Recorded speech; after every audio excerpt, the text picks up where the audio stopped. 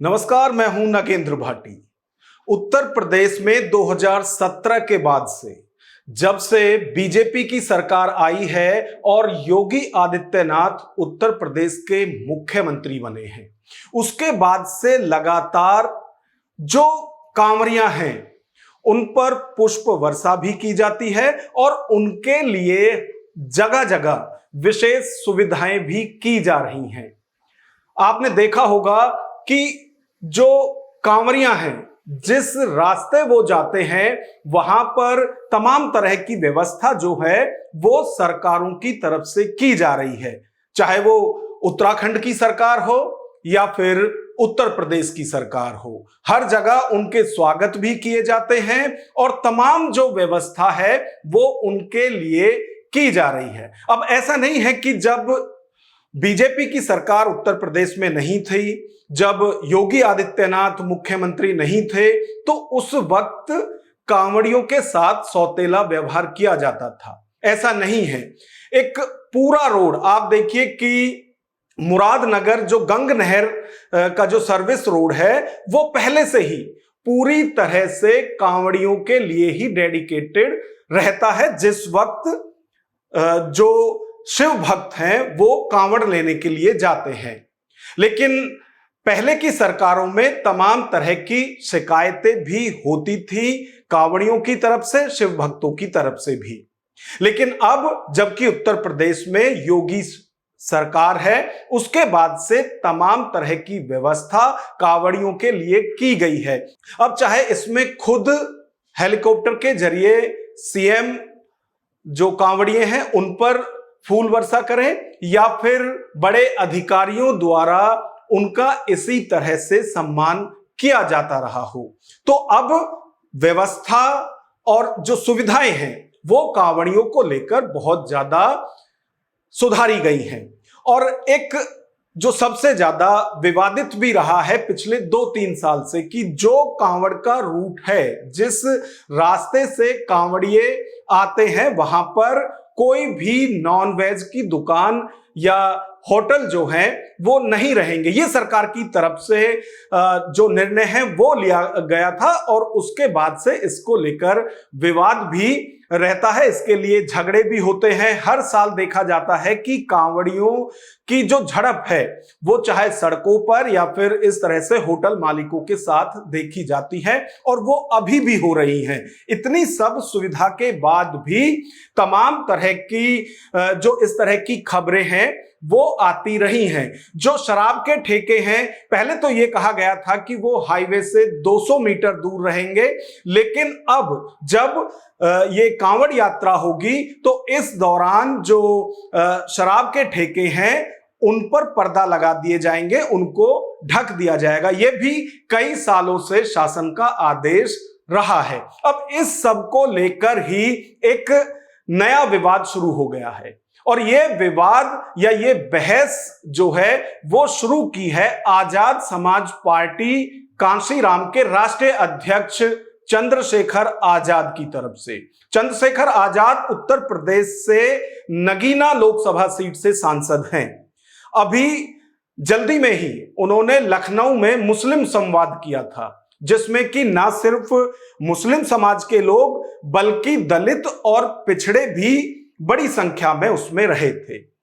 इस दौरान चंद्रशेखर आजाद की तरफ से एक बयान दिया गया कि बाबा साहब आंबेडकर ने जो संविधान लिखा था उसमें सभी धर्मों को धार्मिक आजादी दी गई थी, बराबर आजादी दी गई थी। उसमें सबसे ये कहा गया था कि कोई किसी भी धर्म का है वो अपने धर्म के हिसाब से जो पूजा पाठ है अपनी धार्मिक पद्धति के आधार पर कर सकता है।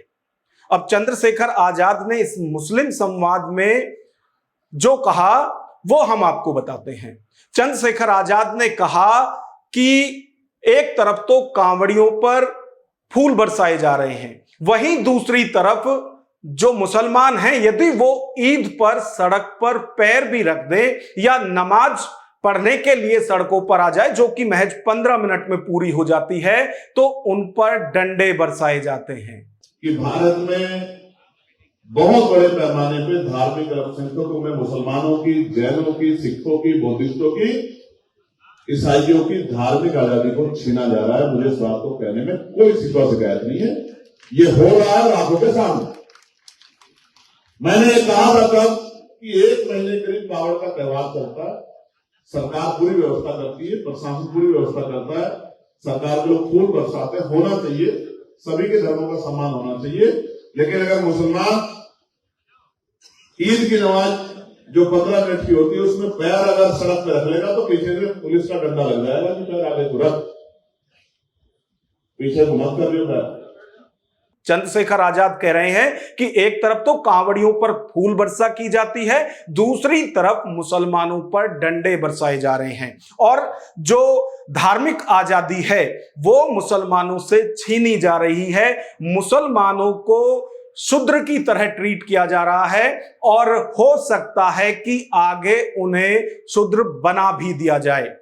चंद्रशेखर आजाद ने कहा है कि ये सिर्फ इस तरह का दोयम दर्जे का जो व्यवहार है वो सरकार की तरफ से सिर्फ मुसलमानों के साथ ही नहीं किया जा रहा है बल्कि सभी अल्पसंख्यकों के साथ किया जा रहा है। इसमें सिख भी हैं, इसमें जैन भी हैं, इसमें बौद्ध भी हैं।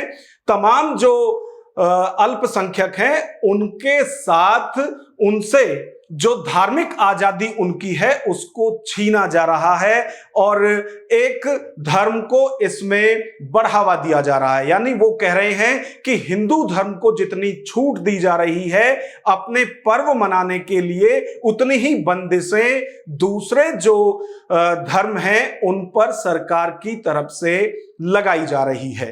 इस सम्मेलन के दौरान चंद्रशेखर ने कहा कि ये सिर्फ संवाद नहीं है बल्कि ये एक संघर्ष का आगाज है, क्योंकि जो हक है वो सिर्फ बातों से मिलने वाला नहीं है। इसके लिए संघर्ष किया जाएगा, इसके लिए लड़ाई लड़ी जाएगी। और उन्होंने तमाम जो वहां लोग मौजूद थे उनसे ये अपील की है कि अब वक्त आ गया है कि अल्पसंख्यक, दलित और पिछड़ों को एक साथ हो जाना चाहिए और तभी उनको उनके हक मिलेंगे। चंद्रशेखर आजाद की तरफ से यह भी कहा गया है कि उनकी जो पार्टी है उसमें उनका जो संविधान है पार्टी का, उसमें किसी भी समाज, किसी भी धर्म का जो नेता है वो मुख्यमंत्री बन सकता है। इसलिए जो आगे का चुनाव आए उसके लिए इन सभी को एक साथ हो जाना चाहिए और तभी उनके हक सुरक्षित रहेंगे, उनकी जो आजादी है वो सुरक्षित रहेगी। चंद्रशेखर आजाद ने कहा कि वो इटावा और प्रयागराज में जो दलितों के साथ हुआ उसे जिंदगी में नहीं भूलेंगे। इसी दौरान उनकी तरफ से यह भी कहा गया कि यदि कोई गोली चलेगी इस संघर्ष और इस लड़ाई में तो वो गोली सबसे पहले उनके सीने पर चलेगी और यदि कहीं मिठाई मिलती है तो उसके लिए जो समाज के लोग हैं वो आगे आएं।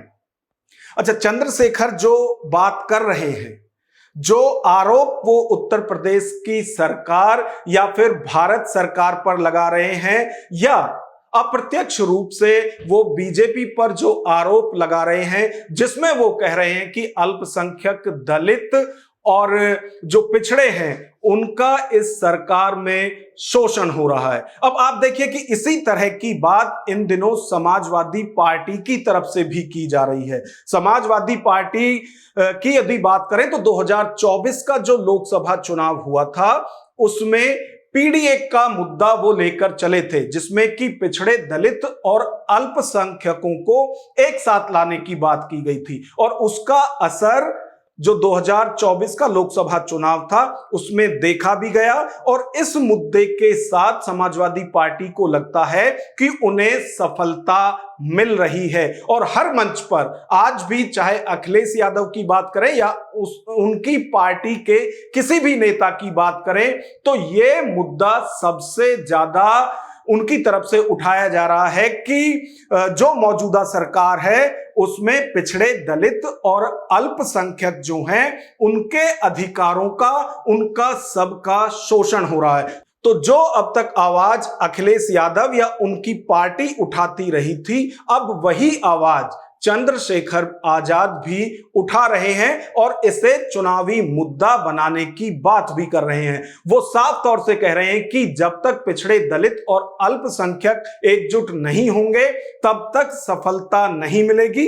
और जो मौजूदा सरकार है, यदि दलित, पिछड़े और अल्पसंख्यक एक साथ नहीं होते हैं तो वो इसी तरह से जो लोग हैं उनका शोषण करती रहेगी। तो यदि आपको अपने हक चाहिए तो इसके लिए एक मंच पर आना होगा। और यह सिर्फ अखिलेश या फिर चंद्रशेखर आजाद की पार्टी का ही एजेंडा नहीं है।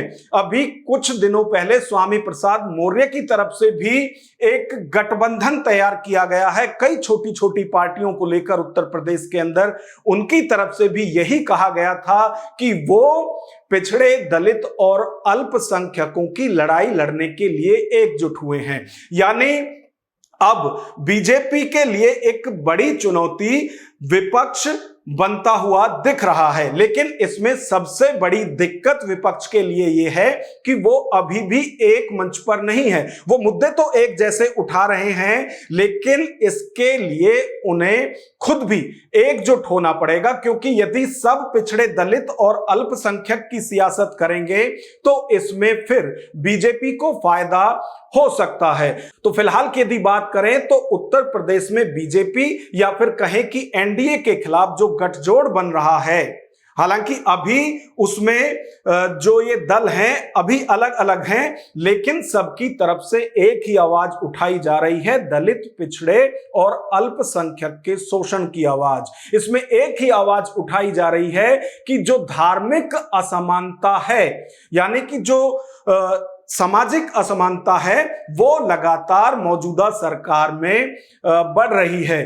तो सिर्फ चंद्रशेखर आजाद की ही बात नहीं है, बाकी जो विपक्ष है वो भी इसी मुद्दे, इसी एजेंडे के साथ आगे बढ़ रहा है।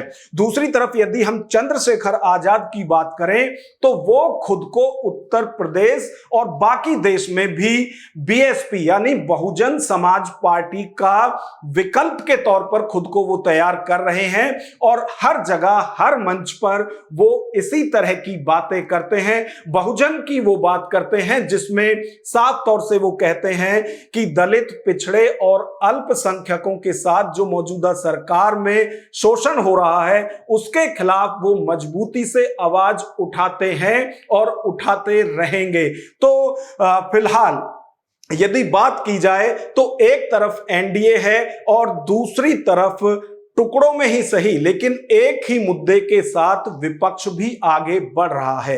अब इस पर आपकी क्या राय है कि जिस तरह के मुद्दे, चाहे चंद्रशेखर आजाद की बात करें या फिर अखिलेश यादव या समाजवादी पार्टी की बात करें, जिस तरह के मुद्दे उठाए जा रहे हैं, क्या इससे बीजेपी को उत्तर प्रदेश में कोई नुकसान होने वाला है? ये अपनी राय हमें कमेंट बॉक्स में जरूर बताएं। नमस्कार।